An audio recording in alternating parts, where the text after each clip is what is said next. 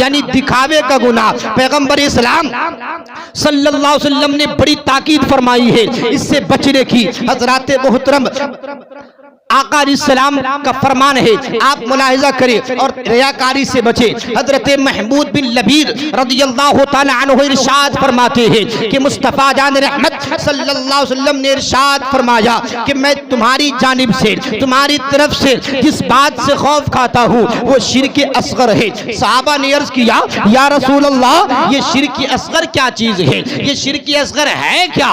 آقا نے ارشاد فرمایا دکھاوا، ریا یعنی دکھاوے کے لیے کوئی کام کرنا۔ ایک اور حدیث پاک سنیں، حضرت شداد بن اوس رضی اللہ تعالی عنہ فرماتے ہیں کہ مصطفیٰ جان رحمت صلی اللہ علیہ وسلم کو فرماتے ہوئے میں نے سنا، آقا ارشاد فرماتے ہیں جس نے ریاکاری کی یعنی جس نے دکھاوے کے لیے نمازیں پڑھی اس نے شرک کیا، جس نے دکھاوے کے لیے روزے رکھے اس نے شرک کیا، جس نے دکھاوے کے لیے زکاتیں دی اس نے شرک کیا، جس نے دکھاوے کے لیے حج کیا اس نے شرک کیا، جس نے دکھاوے کے لیے صدقہ کیا اس نے شرک کیا، جس نے دکھاوے کے لیے غریبوں کی مدد کی اس نے شرک کیا، جس نے دکھاووں کے لیے نیک عمل کیا اس نے شرک کیا۔ حضرات محترم آپ سمجھتے ہوں گے شرک تو یہ بت پرستی ہے۔ حضرات محترم تو آئیے میں اس بات کا خلاصہ اس بات کی وضاحت کر دوں۔ حضرت عبدالحق محدث دہلوی رحمت اللہ علیہ فرماتے ہیں کہ شرک دو قسمیں ہیں،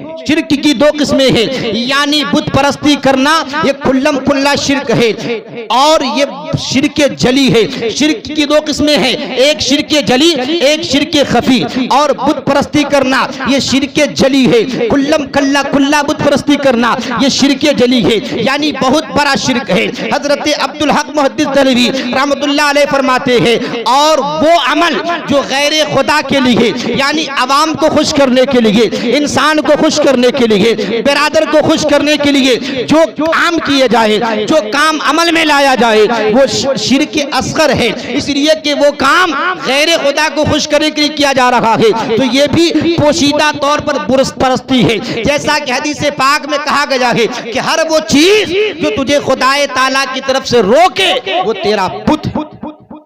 حضرات آئیے اسی تعلق سے میں ایک اچھی حدیث پاک آپ کے گوشے گزار کرنے کی سعادت حاصل کروں۔ حضرات محترم اس حدیث کے راوی حضرت ابو ہریرہ رضی اللہ تعالی عنہ ہے۔ حضرت ابو ہریرہ جب اس حدیث کو بیان کرنے کے لیے کھڑے ہوتے ہیں کتابوں میں ملتا ہے حضرت ابو ہریرہ 3 مرتبہ بے ہوش ہو جاتے ہیں۔ آپ خود اندازہ لگا سکتے ہیں یہ حدیث پاک کتنی بڑی ہے، کتنی بھیانک حدیث پاک ہے۔ اس حدیث پاک سے ہم تمام لوگوں کو درس عبرت حاصل کرنی چاہیے۔ جب حضرت ابو ہریرہ 3 مرتبہ بے ہوش ہو جاتے ہیں، جب ہوش میں آتے ہیں پھر کھڑے ہوتے ہیں، پیارے آقا علیہ السلام کا پیغام سناتے ہیں، فرمان عالی شان بیان فرماتے ہیں۔ آپ دل کی تختی پر نوٹ کریں، حضرت ابو ہریرہ فرماتے ہیں کہ میدان محشر میں نفسی نفسی کا عالم ہوگا، ایسے عالم میں رب تبارک و تعالی اپنی بارگاہ میں 3 شخص کو بلائے گا، ایک قاری کو بلائے گا، ایک سخی کو بلائے گا، ایک شہید کو بلائے گا۔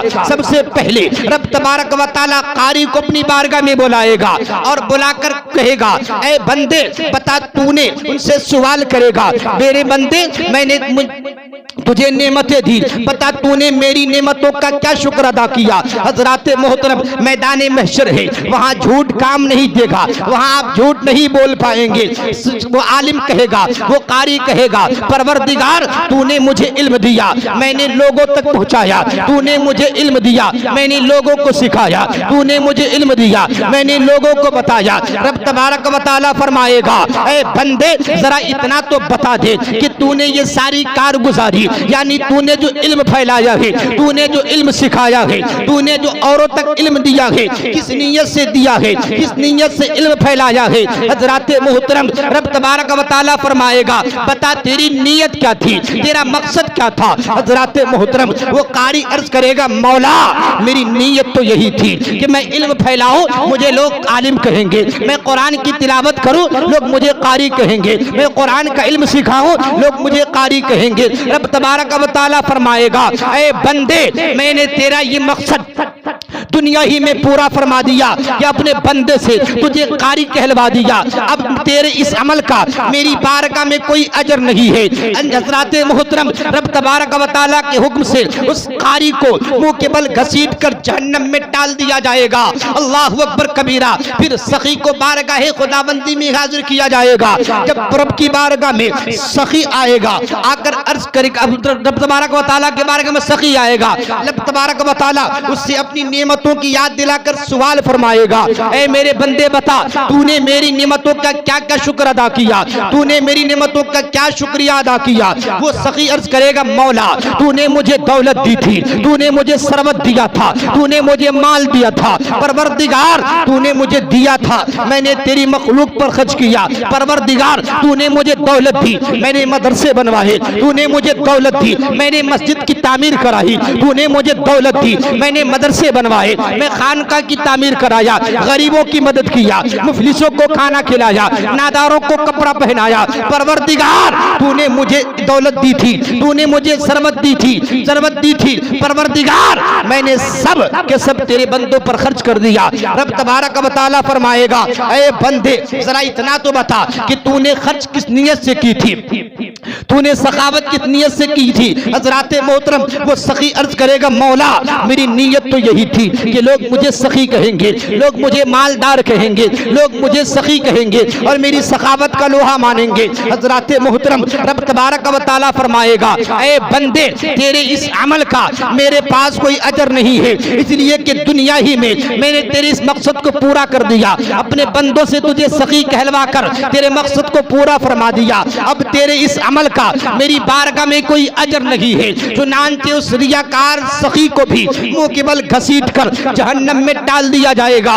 اللہ اکبر کبیرہ۔ پھر بارگاہ خداوندی میں شہید کو حاضر کیا جائے گا، رب تبارک و تعالیٰ شہید سے اپنی نعمتوں کی یاد دلا کر سوال کرے گا، اے شہید بتا تو نے میری نعمتوں کا کیا شکر ادا کیا، تو نے کیا شکریہ ادا کیا۔ وہ شہید عرض کرے گا، مولا تو نے مجھے زندگی دی، تو نے میرے بازوؤں میں طاقت دی، تو نے مجھے جوانی عطا کی، پروردگار تجھے مجھے زندگی عطا کی، میں اسلام کی بلندی کے لیے، مذہب کی بلندی کے لیے، میں اسلام کی بلندی کے لیے زندگی بھر لڑتا رہا، زندگی بھر جہاد کرتا رہا، پروردگار یہاں تک کہ اپنی زندگی کا آخری خون بھی، آخری قطرہ بھی اسلام کے نام وقف کر دیا، زندگی کے ہر لمحے کو اسلام کے لیے وقف کر دیا۔ حضرات محترم اور جامع شہادت نوش فرما لیا۔ رب تبارک و تعالیٰ فرمائے گا، اے بندے یہ تو بتا تو نے جو شہادت حاصل کی ہے، تو نے جو جہاد کیا ہے کس نیت سے کیا ہے، تو نے جو جنگ میں شرکت کی ہے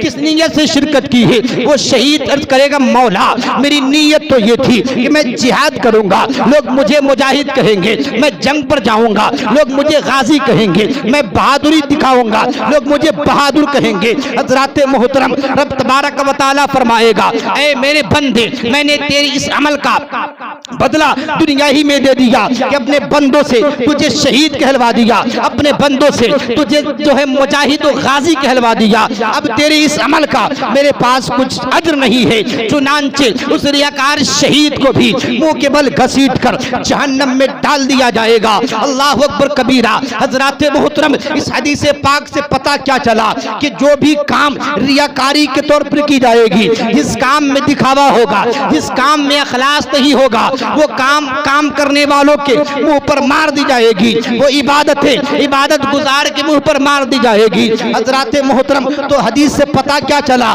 کہ جس عمل میں ریاکاری پائی جائے گی وہ عمل مسترد کر دی جائے گی، وہ عمل مردود قرار دی جائے گی، وہ عمل قابل قبول نہیں ہوگا۔ حضرات محترم تو حدیث پاک سے پتہ یہ چلا کہ جو ریاکار اگرچہ قاری ہو، اگرچہ عالم ہو، اگرچہ حافظ ہو، اگرچہ شہید ہو، اگرچہ غنی ہو، اگرچہ مالدار ہو، اگرچہ پیسے والے ہو، تمام اگر ریاکاری کرتے ہیں اس نیت سے ہم یہ کام کر رہے ہیں، لوگ ہمیں ہماری تعریف کریں گے، ہم یہ کام کریں گے، ہمارے لوگ یہ چرچے لیں گے۔ حضرات محترم اگر یہ نیتیں دل میں ہیں تو یہ کام آپ کا ریاکاری ہے، اور یہ ریاکاری کا اجر آپ کو نہیں دیا جائے گا بلکہ تمام کے تمام میدان محشر میں آپ کے منہ پر مار دیا جائے گا۔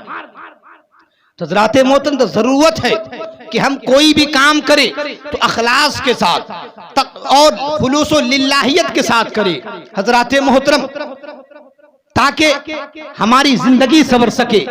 آج آپ عبادت کرتے ہیں لیکن عبادت کی لذت و مٹھاس سے محروم ہیں، کیوں؟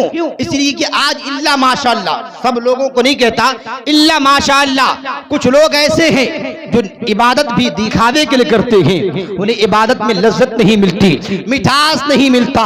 حضرات محترم، تو اگر ہمیں مٹھاس چاہیے، اگر عبادت میں لذت چاہیے، عبادت میں لطف چاہیے، تو اپنے اسلاف کے طریقے پر چلے، قرآن و حدیث کے فرامین پر عمل کرے، قرآن کریم کے احکامات پر عمل کرے، اپنے اسلاف کی زندگی کا مطالعہ کرے، سیرت و کردار کو پڑھے کہ ہمارے اسلاف نے کس طرح زندگی گزاری ہے، ہمارے اسلاف نے کس طرح دنیا میں رہا ہے، اس طریقے پر عمل کریں گے تو آپ کی زندگی بھی کامیاب ہو جائے گی اور آپ کی آخرت بھی کامیاب ہو جائے گی۔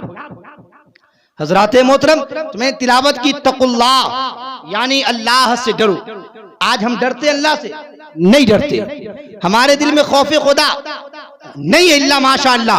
حضرات محترم، لیکن اسلاف کی زندگی کو پڑھیں، اسلاف یعنی ہمارے بزرگان دین کو آپ دیکھیں۔ میں مثال کے طور پر ایک واقعہ آپ کی گوشے گزار کرنے کی سعادت حاصل کر رہا ہوں۔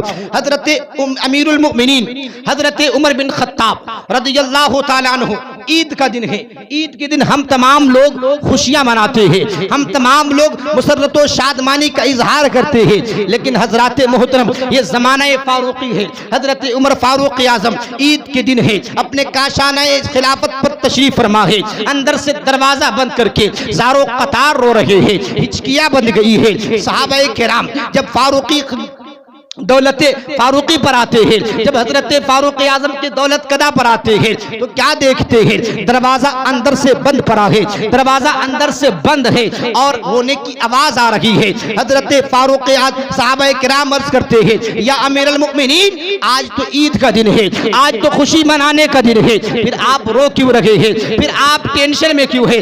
آپ کی آنکھوں سے آنسو جاری کیوں ہے؟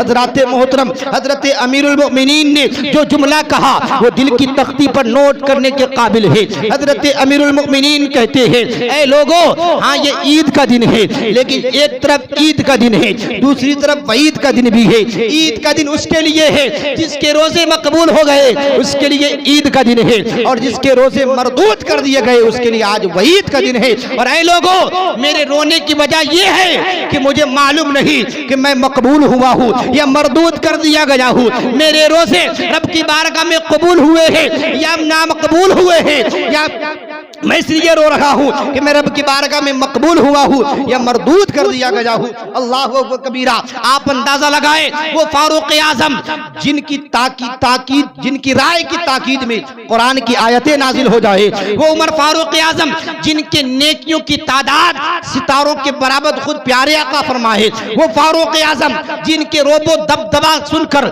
بڑے بڑے کفار و مشرکین کے پسینے چھوڑ جائے، وہ فاروق اعظم جن کے روب و جلال سے شیاطین کوسوں دور بھاگ جائے، وہ فاروق اعظم جن کے درے کی ہیبت سے شرابی تائب ہو جائے۔ حضرات محترم، یقیناً فاروق اعظم کے روزے مقبول تھے، مگر اس کے باوجود آپ پر خوف خدا اس قدر طاری تھا کہ آپ آنسو بہا رہے ہیں، آپ رو رہے ہیں، آپ کی آنکھوں سے آنسو جاری ہے۔ ایسا کیوں؟